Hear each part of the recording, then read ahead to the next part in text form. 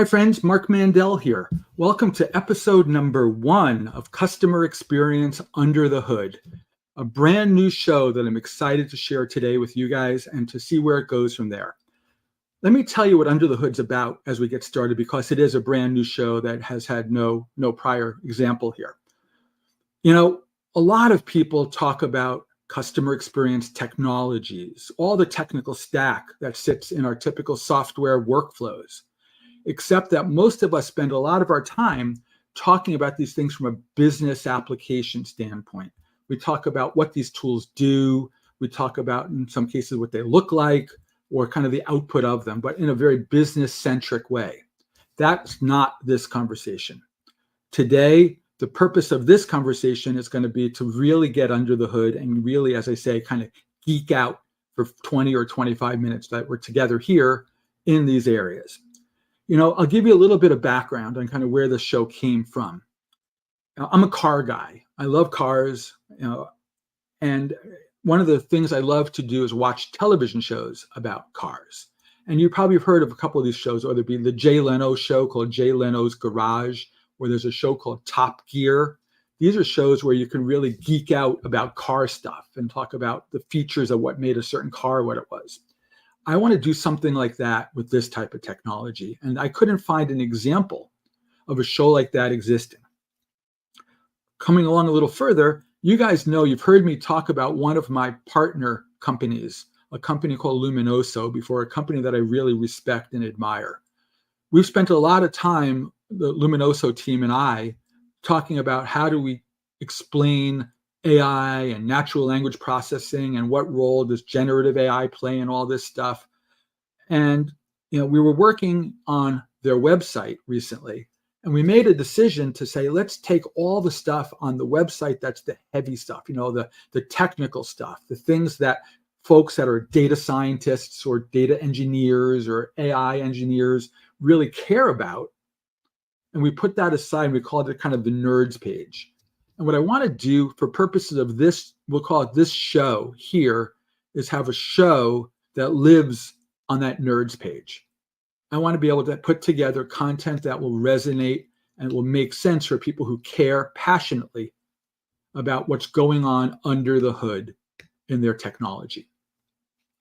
For this very first episode, we're going to spend a lot of time really unpacking AI. Because, guys, let's just call it what it is. There's no bigger, hotter, more prevalent topic right now in technology than AI. What role does AI play with customer experience work? Is this about enabling customer-facing AI or internal-facing AI as an enabler? What role does GenAI play versus other things? And that's going to be what we dig into here today for the next 20 or so minutes. To do that, I've asked a couple of my good friends to join me. So I'm going to bring them onto the call here and now, and then we're going to start to ask them to introduce themselves, and we're going to have a good conversation, the three of us, and we'll see where it really goes. So let me introduce first Kim and Tom. Kim is a legitimate expert in AI and data science. She works at that company I mentioned, Luminoso, and she's going to be here today to talk a lot about the things that she's learned in her, is it now roughly 10, 11 years, Kim, that you've been in this space between the two companies that you've been with? Text analytics and CX the whole time. Yep. And Tom, you're a partner of Luminoso's at your company, at KAPS Group, and your name is Tom Reamy, and we've asked you to join today because as an important partner, but more so an industry guy, you not only know the narrow kind of lane that Kim sits in, other companies like hers as well that you've seen over the years, may have engaged with, and I thought it'd be really interesting to kind of a point counterpoint conversation between the three of us, just based on what we know about our industry experience and things like that. So guys, we're here for purposes of this conversation. We're here to be really blunt and straight about it. So Kim, could I ask you to take 2 minutes just to give a little bit more about who you are? Then Tom will ask you to do the same. Yeah. So hi, I'm Kim Larson. I have a background in economics and international development, and that led me to CX research because I learned the best development and the most sustainable development is one that is informed by customers, informed by the people involved in participating in it. And that is what led me to Luminoso, because Luminoso has a uniquely dynamic natural language understanding engine. I'm sure we may touch on that later, or you may already know.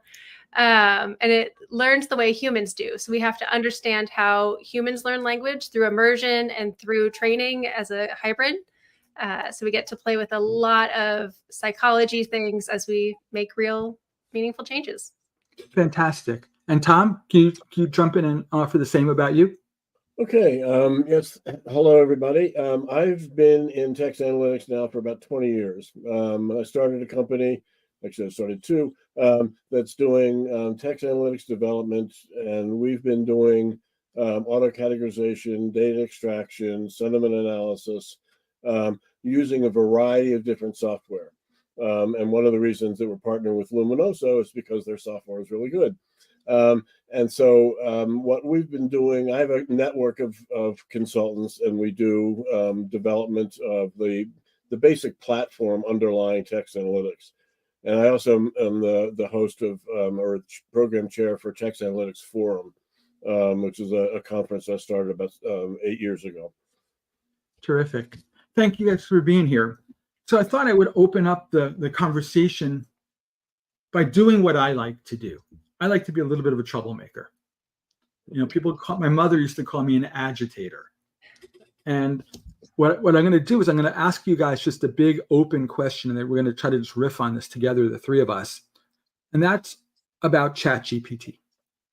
And I'm going to just pick on those guys for a minute, but I'm using them more as an example of generative AI. And my question for you guys is really, you know, with all the momentum that generative AI and particularly ChatGPT has these days, is it a foregone conclusion that they've just won this space and they're going to own it? And is that all we really need? Or do we need other tools today to get the job done? Mm-hmm. Let's talk about pros and cons, what you see, what you hear, what makes sense and doesn't make sense. Yeah, so I'll say Tom and I did a webinar on this not too long ago. So if folks want to see what that is in depth, we have that posted on our Luminoso channel, and we'll post the other two parts on it. But Tom, do you want to go first? Because I think you explained it really well in that video. Okay, so GenAI is an amazing technology. We have to admit that.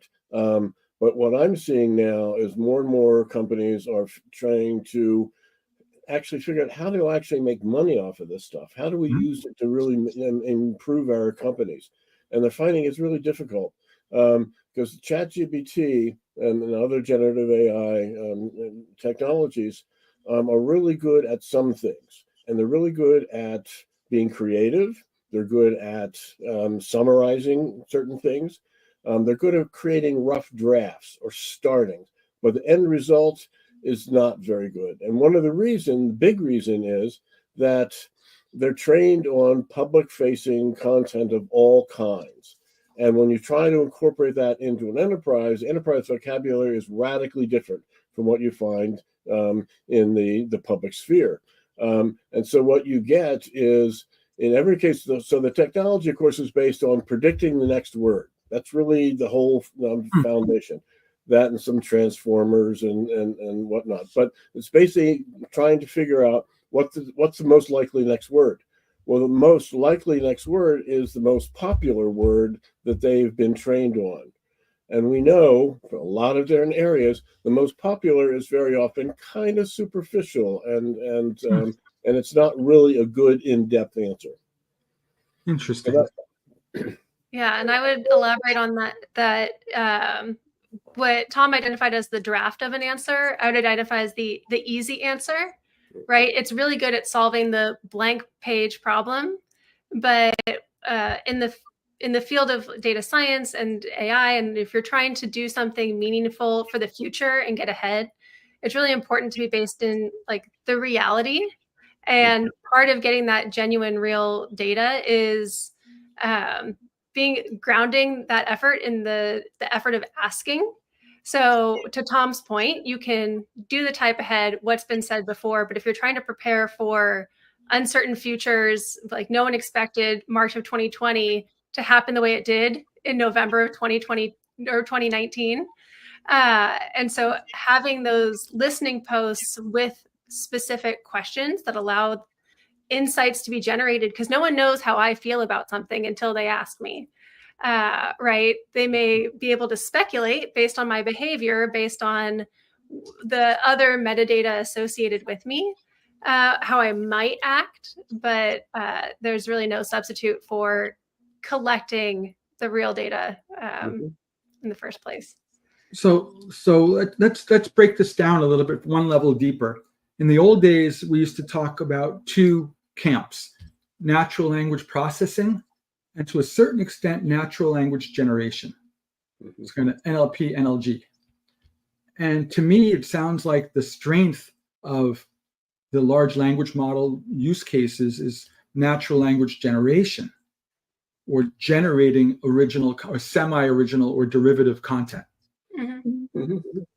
But it's not going to play to the strength of understanding, a corpus of data, a piece of text. And I'm wondering, what are your thoughts? I mean, is that a fair kind of way to chop it in half and say there's a place for each and it's not the same place? I mean, how do we subdivide this?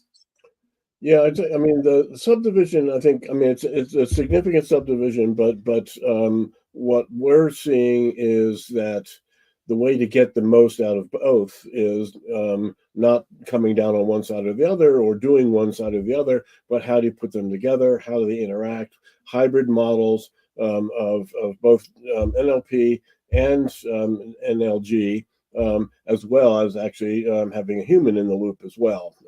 So those kinds of hybrid models are being producing much better results than either any of those three by themselves. I want to be careful and thoughtful about some of the terms that were thrown around here, because one of the things I said in the invitation for our listeners to join us today is we're going to try to unpack and explain NLP, NLU, generative AI, RAG, all the acronyms. We're in an acronym-rich environment right now. Yep. Right? And maybe it's best to take a moment and say, what is NLP? How is it same or different than NLU? How is that? What is RAG, and what role does RAG play in this space? What's a model? Let's just kind of lay it out. If we could take a couple of minutes and just kind of play Webster's dictionary and just explain what some of these things are. Okay.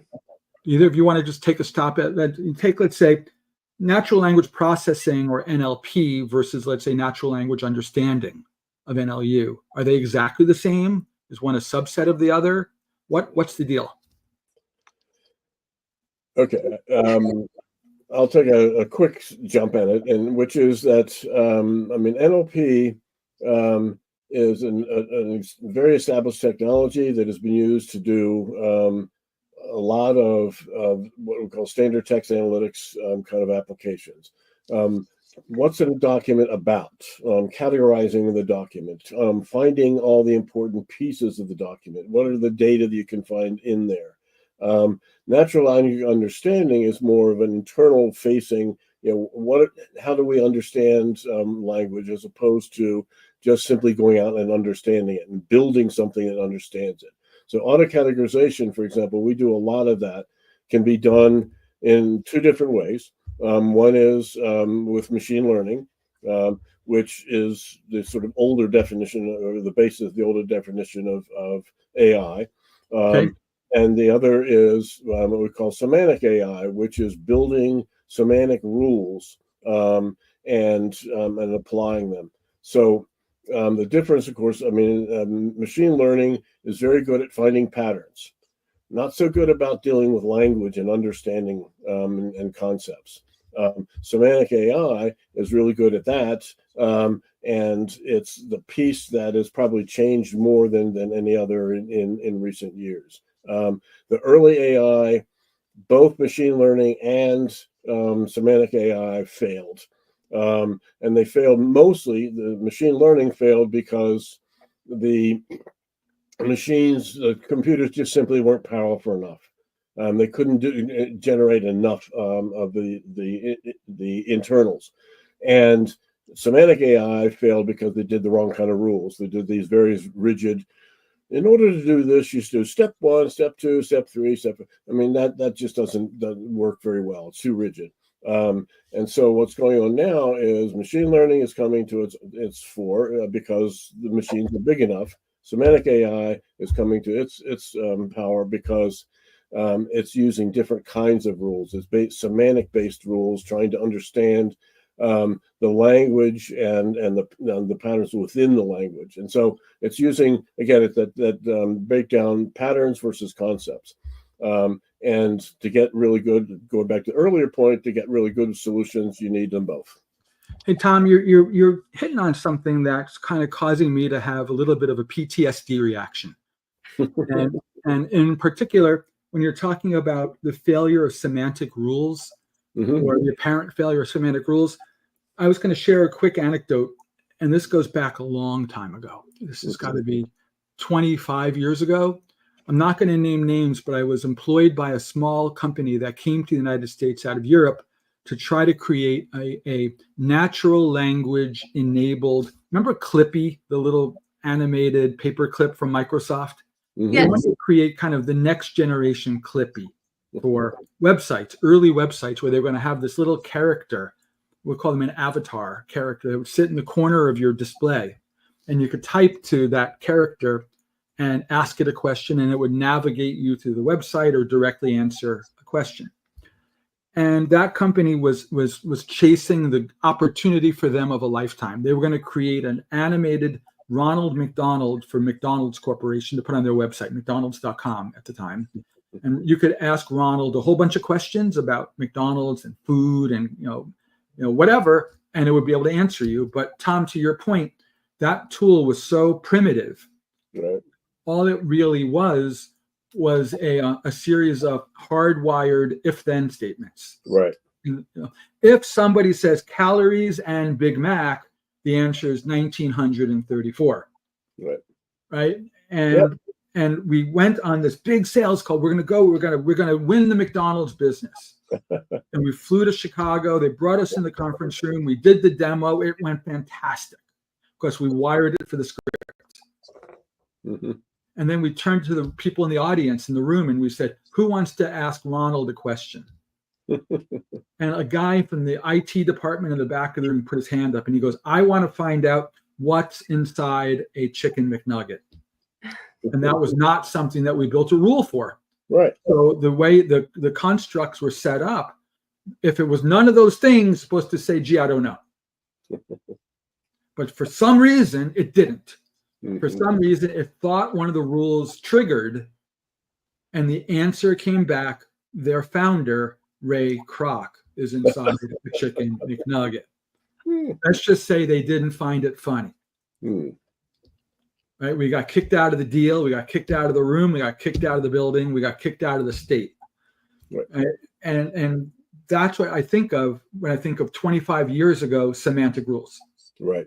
Right. If it's this, do that. Yep. Right. With no fuzziness to that. I'm sure it's come a long way from those days. At least I would pray it has. Right. It has.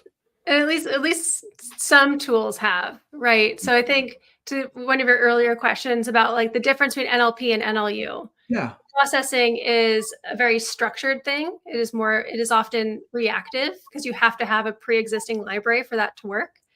Whereas in language understanding, it gets to be more dynamic with language that evolves over time. Like we didn't expect the IT guy to throw out a question about McNuggets, right? So having a pool of language that is ready to adapt and learn and accept those kinds of questions can really go a long way. Does that make sense? Or Tom, do you want to elaborate on? No, I mean that definitely makes sense. But yeah, so but part of the answer is yes. Semantic rules have gotten a lot better by and large. But they're not, again, none of these things, all the approaches we're talking about are really partial solutions. And the way to get really intelligent solutions is putting them all together. And that's, of course, the key. Interesting. Interesting. So, Kim, I'm going to ask you to do Tom and I a favor and to give us a little bit of an education on what's really going on under the hood in the Luminoso platform and what makes Luminoso. Because I talk to a dozen people a week about different types of AI applications. And I mentioned Luminoso to them, and there's some amount of awe. There's some amount of, oh, Luminoso. Interesting. I want to know what you think is going on with Luminoso in an under the hood way that makes it different and special. Can you talk for just a few minutes on what you think is really this, for lack of a better term, the secret sauce going on there? Yeah. So we have a pre-existing large language model that predates ChatGPT. I think our large language model is like 10-ish. It's an established language model. And we have a transfer learning layer that has been debiased. So when you train a human or a machine on language from the internet, the machine or the human is going to learn the culture and the biases of wherever it learned from, right? Like we're raised in a context, those are our beliefs, and that is our worldview. That is particularly dangerous when you're trying to use it for an enterprise application. And it was trained on like Reddit or Wikipedia. So there was an effort in 2019 to neutralize some of the biases. For example, if we're comfortable with vectors, depending on the audience, and you can message me on LinkedIn if you want to get really into it. I'm going to do a quick metaphor, and you can tell me whether or not it makes sense. We have a vector for king and a vector for queen. If we remove the male part of the king vector, do we get queen or do we get royalty? So if we're trained on language, it will have the opposite effect, but we want it to have a more neutral outcome. So that way we could surface, if we see something a little bit off in the data, we can say, is this from the domain of our employee survey? Is this from the domain of our customer feedback? Or is this just how we think language works?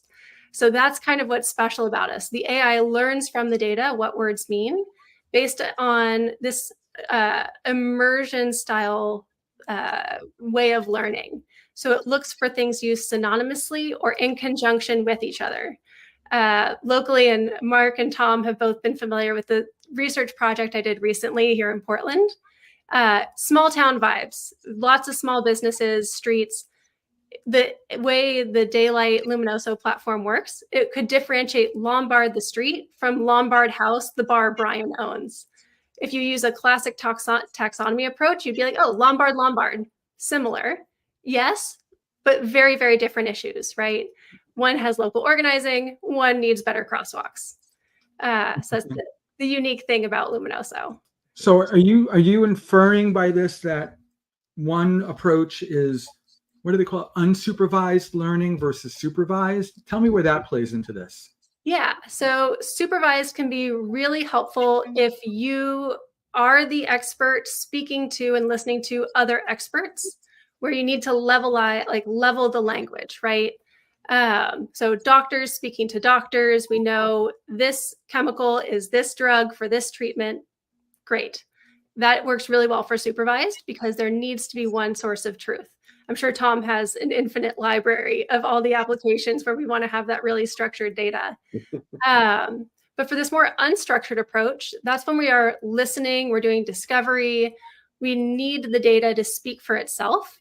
That's when the neighborhood was really helpful, because we're not going to spend dozens and dozens of hours or thousands and thousands of dollars to build every small business, street, memory, event, news article.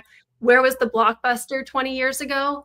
That was not going to include that in my library to do this neighborhood study. When it's dynamic and we're focusing on listening, so applications where we have focus groups, in-depth interviews, and we're really trying to dig in and understand, well, what are people saying? Not just what is being said. Mm-hmm. That's the natural language, good, gritty, juicy stuff that we play with in the engine. Interesting. Anything to add, Tom, about what you're seeing these days in the market, whether it be on natural language processing or this machine learning techniques that Kim's talking about? Anything that you think we've missed so far that should be surfaced here? I would say probably the thing that I would add, because going back to the beginning of this, was talking about ChatGPT, which is, and then large language models that it's based on, and so forth. And one of the things that we're seeing is that, as I mentioned, enterprises are struggling to get real value out of it. Why? Because in an enterprise, unlike an application where you're interested in finding out what people are talking about and what sort of sentiment is being expressed, which is something that also happens within the enterprise. But most of the applications, what they're looking for is something that is accurate and consistent, and that's where ChatGPT doesn't really play well. It's not consistent, and the accuracy can be the well-known hallucinations. And so one of the ways that they're trying to overcome that is with RAG, what's called RAG, Retrieval Augmented Generation. And what that does is that it takes ChatGPT, then it takes traditional search engine output, puts them together by incorporating the output from the regular search back into the ChatGPT, and it works better. The problem there is that RAG only works as well as the search engine that you're using to generate those search links. And we know from the single most common word that people have associated with enterprise search is it sucks. And it has for a very, very long time. And so the RAG only works as well as the search engine that it's using. And that's where text analytics, auto-categorization, data extraction comes into play. Because what you can do with auto-categorization is develop a much more consistent and much more accurate set of results. And that's what we're seeing right now. That is one of the keys to improving it. There's a number of other things with ChatGPT, bias that Kim mentioned, and some others. But the accuracy is absolutely fundamental in an enterprise environment. If you're just trying to get a general sense of what people are saying, accuracy isn't as important. But when you want specific answers, accuracy counts. Somebody told me recently that, well, these large language model GenAI approaches tend to be reasonably, I'm going to use the term smart, with qualitative information, but really struggle with quantitative data. Doing simple math equations. It could probably design an equation, but it may not be able to tell you that 6 + 6 = 12 every single time you ask for it. Yeah. Is that really the case? I mean, am I overstating that, or is that true? No, it's definitely true. One of the things that is absolutely fundamental to recognize, ChatGPT does not understand anything. There is no understanding in ChatGPT. All it knows is what's the most likely next word, and it doesn't have any sense of causality. It's really good at finding correlations. It has no sense of causality at all. Wow. I would throw an asterisk on there, because I think for the example, for Mark saying hyper simplified 6 + 6 = 12, it has been said on the internet that 6 + 6 = 12 probably enough times on the internet where it may not be actually understanding or doing the calculation, but if it is able to surface it, it may often reach that CX good enough.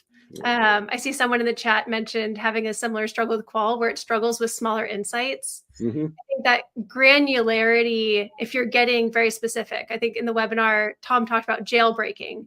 Like, how do you get the LLM or ChatGPT to deviate from what is known or what it's supposed to be doing? Like, it can generate some of those basic insights, but it's not going to be forecasting with accuracy, right? Because it's not basing it in true understanding and reality. It's basing it on what was said previously. And that goes back to the de-biased effort that Luminoso went through. Super Yeah, just to add, one of the things that I loved, because I love to play chess, and one of the things, stories about this that I loved is we asked, or some researchers asked ChatGPT, okay, here's a chess game, and we here's the first moves, and here's the position, and your next move, if you do this, you'll get checkmate. Should I do that or not? Was the question to ChatGPT. Well, we all know the answer. If you play chess, you know the answer. If you can make checkmate, that's it. You win the game. But it came out with this long involved, well, you have to take positional inputs. And so it was looking at patterns of chess games, but absolutely no understanding of the game itself. So what I hear you saying is it's a good memorizer, but it may not be a good reasoner. Mm-hmm. At least at this stage. Yeah. At this stage of its, we'll call it evolution. Right. Yeah. Interesting. Well, guys, I could sit here and talk with you guys pretty much all afternoon, but we probably have other things that we need to do too. So I'm going to simply wrap this up by not just thanking you guys, which is important to do, but also just to ask you, where can the folks who are out there listening now or through the recording as a follow-up to this, where can they find you? Kim, we'll start with you. Where can people reach out if they want to talk to you? Sure. You can find me on LinkedIn, Kim Larson, same background and face. You should be able to find me. Or if you want to get as much information as we've put out on the internet previously, Luminoso has a YouTube channel where you can see Tom's face in the thumbnail talking about generative AI. We talk about ethical AI, difference between NLU and NLP, predictive analytics, all of that, local use case studies. Deep dive there, and then reach out to me on LinkedIn for anything that we're missing. I'll make sure it's added. Okay. And Tom, how about you? Yeah, well, short answer, ditto, but not quite, but because we don't have the Luminoso website. But yeah, I'm on LinkedIn, Tom Reamy, but also I have a network of consultants that we formed into a company called KAPS Group. That's with a K, KAPS Group. And so you can get in touch with us or look, both me and KAPS Group are on LinkedIn. And also, as I mentioned, I'm the program chair for a conference called Text Analytics Forum. And it's just now coming almost, we're almost there. There's still time to register, but it's in Washington, D.C. It's combined with a number of other conferences, KM World, Taxonomy Bootcamp, Enterprise Search, and Enterprise AI. And so Text Analytics Forum is something that we've been doing now for about 8 years. And we cover all aspects of text analytics, from how to do it to what's the business justification for doing it. Great. Guys, thank you both for being here and hanging out with me and my friends out there. Guys, as we wrap this up, I'll share one other data point. I'm going to be on another one of these shows in a couple of days, a slightly different show, a little less technical on that one, a show that I call CX Unsung Heroes, another look at customer experience, but through the people doing the work. And in that case, I asked a good friend of mine, her name is Stacy Neville. You may know Stacy from her Prudential work, to join me on that conversation. And we're going to start to unpack some of the things that she's learned in her 20-year career. So guys, thank you for hanging out for a half hour with me. And thank you guys for being here on this journey with us. And with that said, please do reach out to any of us if you have any kind of follow-up you want to talk about, or questions or answers or things you want to add. Would love your input. Let's make this the beginning of a conversation. Thank you guys for everything, and stay well, my friends. Be well. Okay. Thank you.